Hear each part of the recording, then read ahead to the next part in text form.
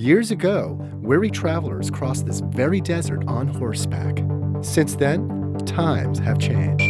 5, 4, 3, 2, 1, start. 0 to 135 miles an hour in 1.9 seconds. On May 11th, 2016, Hyperloop One conducted the first test of an electric motor for a new mode of transportation. After boats, trains, cars, and planes. Before we know it, we may soon get around town like this, or something close to it. The bush was sounded mad. And it's all because of an idea from visionary entrepreneur Elon Musk. Back in 2013, he announced a radical transportation concept. It came to him after being stuck in LA traffic. I have a name for it, which is called the Hyperloop.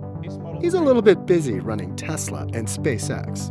So Elon open sourced his concept and invited anybody to take the challenge. 2 companies did, and both happened to be in Los Angeles. One in Culver City and the other in downtown. The one in downtown is called Hyperloop One, and the first test of their electric motor was a resounding success. Welcome to Hyperloop. Rob, thank you for having me. Nice to have you here. I've got lots to show you today. And why don't we start in here in our Test and Development Center. Rob Lloyd is CEO.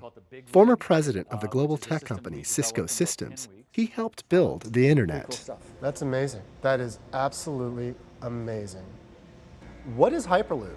Hyperloop is the next mode of transportation. It's a very simple construct. Start with a tube. We remove a lot of pressure from that tube, so any object moving through it has much less resistance. Then take a pod that could contain cargo, that could have people, and put it inside that tube. Use an electric motor to propel it, levitate it using magnets, and as a result of those combination of factors, you can go really fast. How fast? Hyperloop's top speed will be 750 miles per hour, just below the sound barrier. Imagine, that means you'll be able to travel from Los Angeles to San Francisco in 30 minutes. But first, they had to prove the concept. So Hyperloop One built a test track in the middle of the Nevada desert. The next step is even more critical. In the next 6 months, we'll be completing the construction of the full Hyperloop system. Low pressure environment, magnetic levitation, pod design. So we will demonstrate the full system in December this year. They have a word for this moment. We call that our Kitty Hawk moment, the time that Hyperloop takes flight. Just like the Wright brothers, Hyperloop One knows people have to see it to believe it. Wondering how all this is possible? Hyperloop is based on existing science. We're actually taking existing science, existing technology, building a new system, all working together with those key components. In fact, pneumatic tubes first emerged in the 1850s as a way to deliver mail. The operators called themselves rocketeers. Then in 1870, an inventor and the publisher of Scientific American built an experimental air-driven pneumatic transit system in New York City. It ran for 1 block under Broadway and lasted 1 year before closing. But the idea didn't die. So what took us so long to try again? A legal term called rights of way. The key challenges that are going to be required is to think differently about rights of way, the routes that we need to gain access to. We need to think differently about whether or not we can tunnel into the center of our cities, whether we can use existing right-of-ways, whether they're roads or rail lines or the LA River, for example. Hyperloop One has made amazing progress so far, but it wasn't the first to jump on Musk's idea. Across town in Culver City, another company got a jump start on the competition. It's called Hyperloop Transportation Technologies, or HTT. Legend has it, Howard Hughes built parts of the Spruce Goose in this Quonset hut. HTT hopes to make history here again. Dirk Alborn is the CEO. He was immediately drawn to Musk's Hyperloop concept. When we started out, a lot of people said this is not doable. But Dirk thought differently, so he reached out to scientists and engineers. We got a team of around 100 engineers that said, we looked at this, in our opinion it's doable, let's work on it. I think that was for me the moment where I think this can be done. HTT has the same goal as Hyperloop One, but its approach is very different.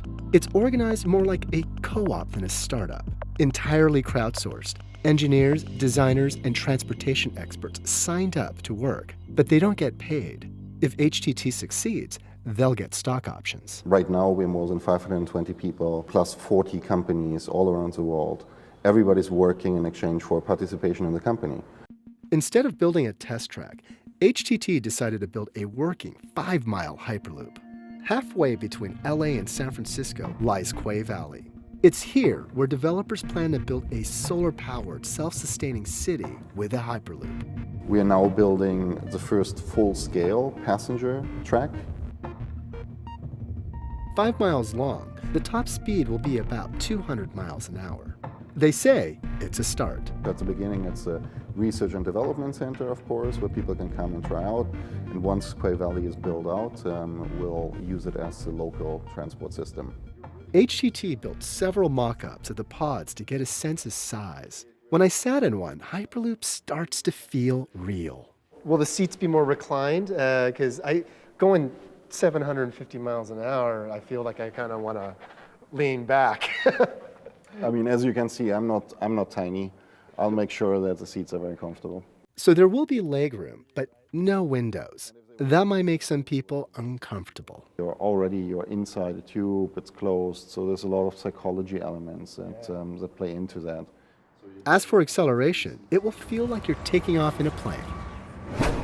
Back at Hyperloop 1, engineers are studying the results of their electric motor test, and hopes are high. At what point did you decide this is absolutely possible? The engineering work we did at the end of 2014 said, hey, this is going to work.